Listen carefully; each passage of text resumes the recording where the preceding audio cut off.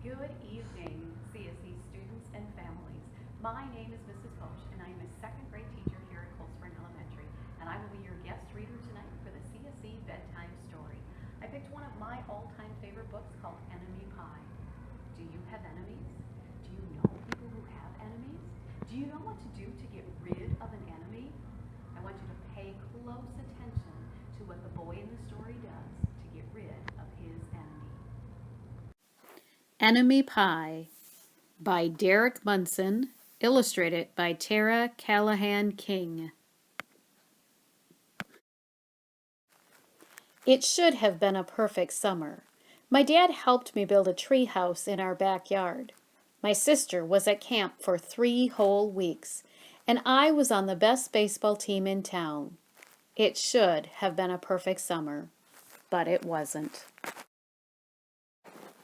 It was all good until Jeremy Ross moved into the neighborhood, right next door to my best friend Stanley. I did not like Jeremy Ross. He laughed at me when he struck me out in a baseball game. He had a party on his trampoline, and I wasn't even invited. But my best friend Stanley was. Jeremy Ross was the one and only person on my enemy list. I never even had an enemy list until he moved into the neighborhood. But as soon as he came along, I needed one. I hung it up in my treehouse where Jeremy Ross was not allowed to go. Dad understood stuff like enemies. He told me that when he was my age, he had enemies too. But he knew of a way to get rid of them. I asked him to tell me how. "Tell you how? I'll show you how," he said. He pulled a really old recipe book off the kitchen shelf. Inside, there was a worn-out scrap of paper with faded writing. Dad held it up and squinted at it. "Enemy pie," he said, satisfied. You may be wondering what exactly is in enemy pie. I was wondering too. But Dad said the recipe was so secret he couldn't even tell me. I decided it must be magic. I begged him to tell me something, anything. "I will tell you this," he said. "Enemy pie is the fastest known way to get rid of enemies." Now, of course, this got my mind working. What kinds of things, disgusting things, would I put into a pie for an enemy? I brought Dad some weeds from the garden, but he just shook his head. I brought him earthworms and rocks, but he didn't think he'd need those. I gave him the gum I'd been chewing on all morning. He gave it right back to me. I went out to play alone.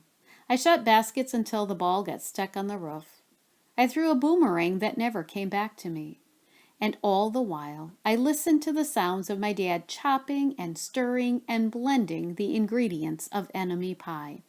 This could be a great summer after all. Enemy pie was going to be awful. I tried to imagine how horrible it must smell, or worse yet, what it would look like. But when I was in the backyard, looking for ladybugs, I smelled something really, really, really good. And as far as I could tell, it was coming from our kitchen. I was a bit confused. I went in to ask Dad what was wrong. Enemy pie shouldn't smell this good. But Dad was smart. "If enemy pie smelled bad, your enemy would never eat it," he said. I could tell he'd made enemy pie before. The buzzer rang, and Dad put on the oven mitts and pulled the pie out of the oven. It looked like plain old pie.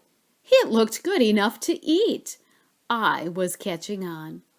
But still, I wasn't really sure how this enemy pie worked. What exactly did it do to enemies?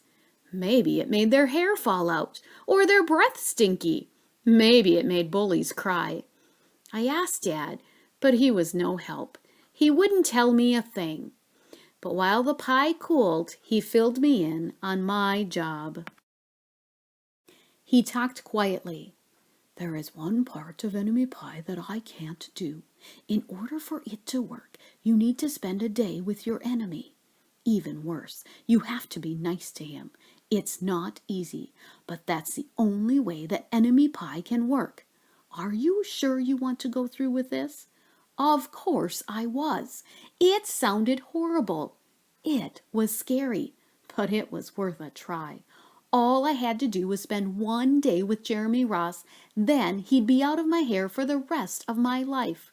I rode my bike to his house and knocked on the door. When Jeremy opened the door, he seemed surprised. He stood on the other side of the screen door and looked at me, waiting for me to say something. I was nervous. "Can you play?" I asked. He looked confused. "I'll go ask my mom," he said. He came back with his shoes in his hand. His mom walked around the corner to say hello. "You boys stay out of trouble," she said, smiling. We rode bikes for a while and played on the trampoline. Then we made some water balloons and threw them at the neighbor girls. But we missed. Jeremy's mom made us lunch. After lunch, we went over to my house. It was strange, but I was kind of having fun with my enemy. He almost seemed nice. But of course I couldn't tell Dad that, since he had worked so hard to make this enemy pie. Jeremy Ross liked my basketball hoop. He said he wished he had a basketball hoop, but they didn't have room for one. I let him win a game, just to be nice. Jeremy Ross knew how to throw a boomerang. He threw it and it came right back to him. I threw it and it went over my house and into the backyard. When we climbed over the fence to find it, the first thing Jeremy noticed was my treehouse. My treehouse was my treehouse. I was the boss. If my sister wanted in, I didn't have to let her. If my dad wanted in, I didn't have to let him. And if Jeremy wanted in... "Can we go in it?" he asked. I knew he was going to ask me that, but he was the top person, the only person on my enemy list, and enemies aren't allowed in my treehouse. But he did teach me to throw a boomerang, and he did have me over for lunch, and he did let me play on his trampoline. He wasn't being a very good enemy. "Okay," I said, "but hold on." I climbed up ahead of him and tore the enemy list off the wall. I had a checkerboard and some cards in the treehouse, and we played games until my dad called us down for dinner. We pretended we didn't hear him, and when he came out to get us, we tried to hide from him, but somehow he found us. Dad made us macaroni and cheese for dinner, my favorite. It was Jeremy's favorite too. Maybe Jeremy Ross wasn't so bad after all. I was beginning to think that maybe we should just forget about enemy pie. But sure enough, after dinner, Dad brought out the pie. I watched as he cut the pie into 8 thick slices. "Dad," I said, "it sure is nice having a new friend in the neighborhood." I was trying to get his attention and trying to tell him that Jeremy Ross was no longer my enemy. But Dad only smiled and nodded. I think he thought I was just pretending. Dad dished up 3 plates, side by side, with big pieces of pie and giant scoops of ice cream. He passed one to me and one to Jeremy. "Wow," Jeremy said, looking at the pie. "My dad never makes pies like this." It was at this point that I panicked. I didn't want Jeremy to eat enemy pie. He was my friend. I couldn't let him eat it. "Jeremy, don't eat it! It's bad pie! I think it's poisonous or something!" Jeremy's fork stopped before reaching his mouth. He crumpled his eyebrows and looked at me funny.